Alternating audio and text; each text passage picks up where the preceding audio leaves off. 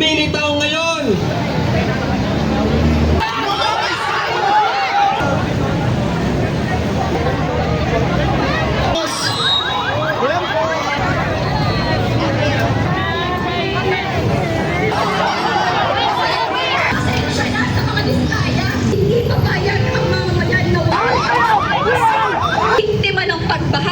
Para sa mga magnanakaw at kurap dyan. Ni Sara Diskaya lamang Dahil sa bahay, taas ang mga plak. Bakit tayo nandito sa harap ng Kongreso? At yan, magkakasabot kundi nandito sa loob ng Kongreso. Budget insertion. Mga Congress, maraming construction company. Sino ang pumirma ng budget law? Marcos Jr., wala daw kaalam-alam. Kailangan panagutin ang mga kurakot sa bahay ng mga kontraktor, sa lansangan. at palpak na flood control project. Nagkalat ang mga nepo babies. Magnanakaw na gobyerno, mga korap na opisyal. Matindi ang baha, walang pasok at no work, no pay kami. Gutom na naman. Dapat managot. Kilala niyo ba yung saldi ko? Abawalong kulit, tama na. Sandali sa...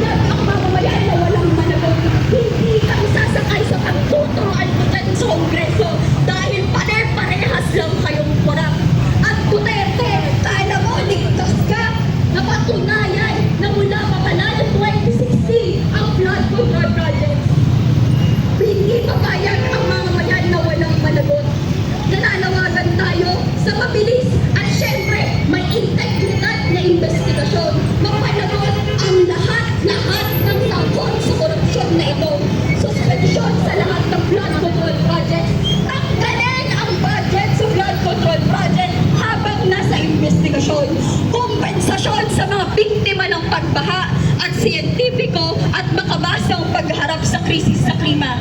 Para sa mga magnanakaw at kurap dyan, ang nakikita niyong galit ng mamamayan ay simula pa lang. Tiyak na mas maraming mamamayan ang mamumulat at kikilos dahil sagad na ang kabulukan ng sistema, sagad na rin ang galit ng mamamayan. Sawa na ang mamamayan sa gobyerno ng mga magnanakaw. Sawa na ang mamamayan sa mga burok-kurat na kapitalista. Lalaban ang mamamayan para sa hustisyang pagklima at pagbabago ng bulok na sistema. Makibaka! Huwag matakot! Korap na kongresista! Ikulong! Ikulong! Ikulong! Ikulong! Korap na kongresista! Mga kasama, nagsalita na ang ang mga netizens. Sabi ng netizens kahapon, bakit sa opisina ni Sara Diskaya lamang tayo nagprotesta? Actually, sinagot natin yan agad-agad dahil kahapon kasabay nito ay isang protesta rin sa DPWH na pinangunahan ng mga kabataan. At ngayon, nandito naman tayo sa Kongreso para panagutin ang mga kurakot, ang mga korap na mga kongresista. Para sa ating susunod na tagapagsalita, tinatawagan po natin mula sa bagong alyansang makabayan, si Mong Palatino. Magandang araw mga kasama, mga kababayan. Lahat po ng binaha, itaas ang mga placards. Lahat ng na-stranded dahil sa baha, itaas ang mga placards at banner. Bakit tayo nandito sa harap ng Kongreso? Dahil ngayong araw po, sino ang nasa loob? Ang DPWH. Ang DPWH na nasa likod ng maraming palpak na proyekto. Ngayon mga kababayan, itong DPWH, itong mga kongresista, itong si Marcos, lahat sila nagugulat. Bakit daw merong ghost flood control project? Naniniwala ba tayo na wala silang alam dyan? Lahat yan magkakasabwat. Sabwatan ng mga kurakot. At kung hahanapin natin ang pugad ng korupsyon, walang iba kundi nandito sa loob ng Kongreso. Dahil sino ba ang may pakala ng mga budget insertion? Sino ba ang nagpasok ng mga flood control projects? Ang mga kongresista lumilitaw ngayon, mga kontratista rin pala. Mga congressman, pero may-ari ng maraming construction companies. Pamilya nila, mga kontrakto, mga crony. Kaya malinaw na itong ginagawang investigasyon sa Kongreso, sa Senado, ng Malacanang, lahat yan ay lokohan lamang. Dahil ang gagawin lang nila, palulusutin lang ang kanilang mga kasabwat. Naniniwala ba tayo na walang alam si Marcos Jr. sa flood control project? Ang sabi ng Pangulo, mahiya naman daw ang mga nasa likod ng flood control project. Pero ang tanong, sino ang gumawa ng ating budget? Ang opisina ni Marcos.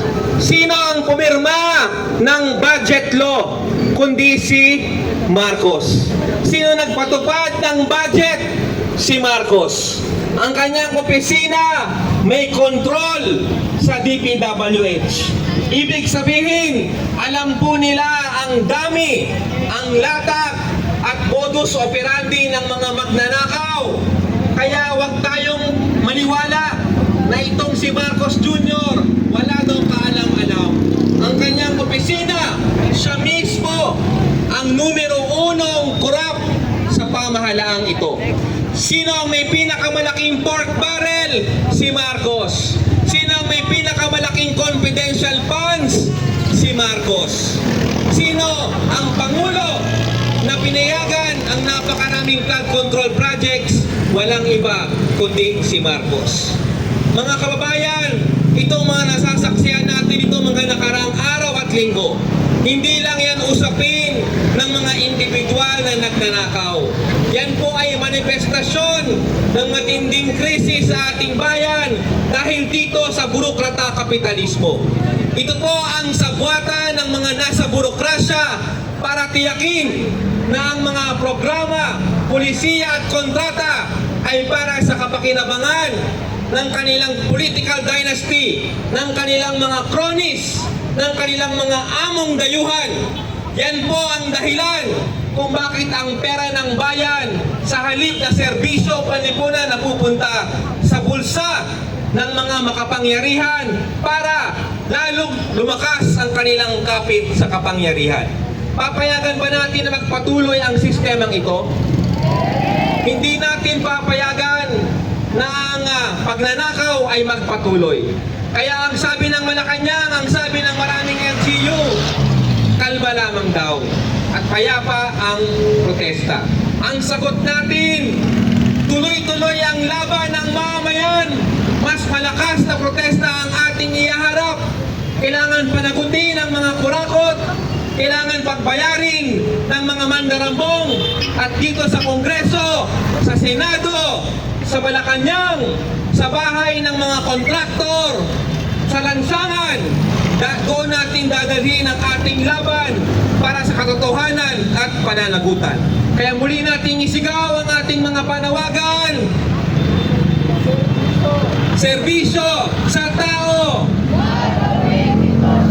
Burokrata, kapitalismo. Ibagsak! Korap na kongresista. Ikulong! Ikulong! Korap na kongresista!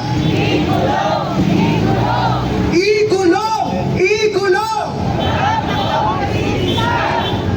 Sa mga mamamayan po na nakakakita at nakakarinig sa aming programa, ito po ay programa para po ipahiwatig ang galit ng sambayanang Pilipino sa mga kurakot, sa mga peke at palpak na flood control projects. Ang mamamayang Pilipino ang nalulubog sa baha.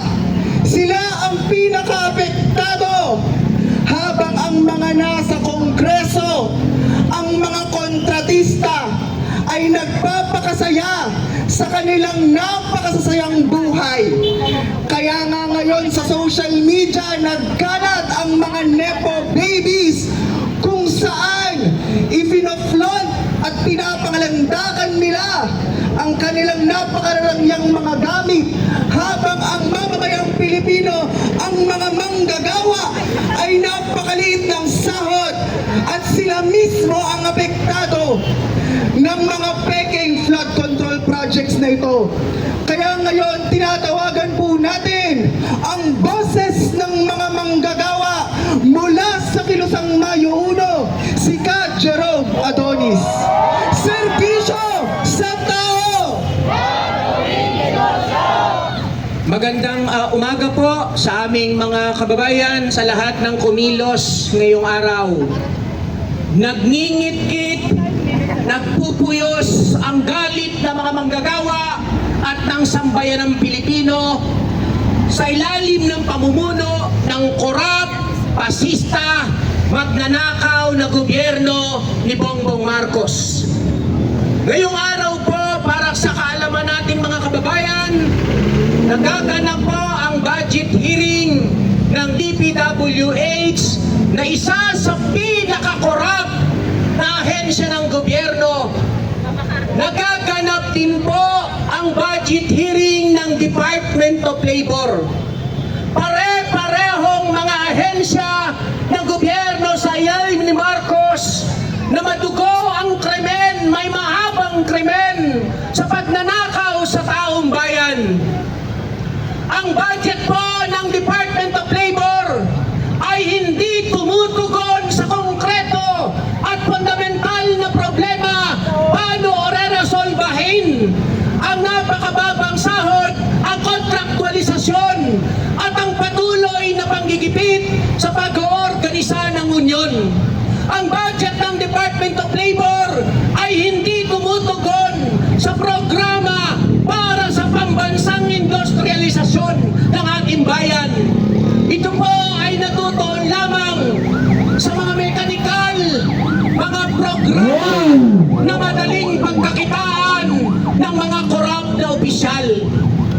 Isa pa po, habang ang Pilipinas ay binubugbog ng bagyo, binubugbog din po ang mga manggagawa at mamamayang Pilipino ng korupsyon sa ilalim ng pamamahala ni Bongbong Marcos. Kitang-kita po natin, lalong nalalantad sa sambayanang Pilipino ang katotohanan kung paano nag-ooperate ang salot na burokrata kapitalista na nagpapahirap sa ating bayan. Kahit anong deny ang gawin nila, hindi ninyo maitatanggi na kayong mga kongresista kayo din, mga kumpanya nyo din po, ang kumokontrata sa malalaking flood control. Kung bakit hanggang ngayon, ambon pa lang po. Lubog ang komunidad ng mga magsasaka. Wasak ang sakahan ng ating mga magsasaka sa buong Pilipinas. Lubog ang mga komunidad naming mga manggagawa at mga maralitang lungsod dahil sa napakatinding baha. Lubog ang mga ospital. Kamakailan lang po galing ako ng PGH. Diyos mio, hindi makadaan ang pasyente papunta sa entrada dahil hindi po makapasok ang sasakyan. Lubog po ang mga eskwelahan. Pag walang pasok, matindi ang baha, walang pasok ang mga manggagawa dahil no work, no pay kami. Gutom na naman. Habang sa kabilang banda, ang mga burokrata kapitalista, ang mga kongresistang sangkot sa korupsyon, ang mga senador na sangkot sa korupsyon, si Bongbong Marcos na sangkot at namumuno, pinakamalaki ang nakukuhang korupsyon, ang sasarap ng buhay. Nakakagalit po na pinakakalma ang pagkilos ng taong bayan, pero wala namang nananagot sa pagnanakaw mula sa ating mga buwis. Kaya po mga kababayan, sabay-sabay nating sinisingil ang madugong krimen ng mga Marcos at Duterte na pangunahing apektado ang mga ordinaryong manggagawa at ang taong bayan. Marapat lamang nagpapakita tayo ng pinakamatinding galit at pagkabuhi sa nabubulok, naaagnas na sistemang malakolonyal at malapyudal na pinag-aarian ni Bongbong Marcos. Ang ating mga protesta at pagkilos ay tuloy-tuloy po nating pagsilbihin. Una sa lahat, dapat managot ang lahat ng korap sa pondo ng taong bayan. Alam niyo po, isa sa pinapangalanan, sikat na sikat, kilala niyo ba yung Saldico? Lalaban! Ang bayan! Tuloy-tuloy ang laban! DPWH! Kurap! Kurap! Kurap! Marcos! Singilin! Nakunin ang ating mga kasama! Kahit pulsa ng bilyones!